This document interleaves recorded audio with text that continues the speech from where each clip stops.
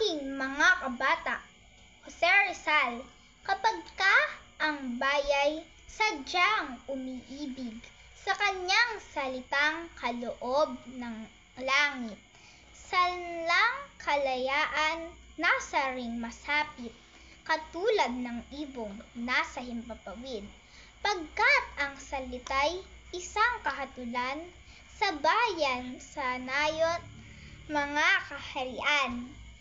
At ang isang tao'y katulad kabagay ang alin mang likha noong kalayaan, ang hindi magmahal sa kanyang salita mahigit sa hayop at malansang isda. Kaya't ang marapat pagyamaning kusa na tulad ng inang tunay na nagpala.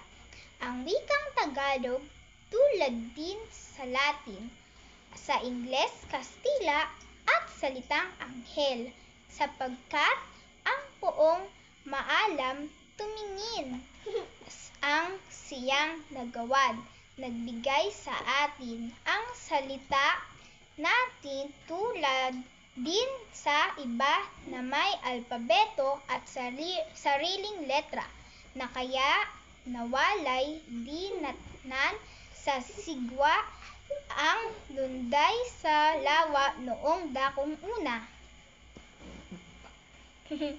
Na? Okay na? Good.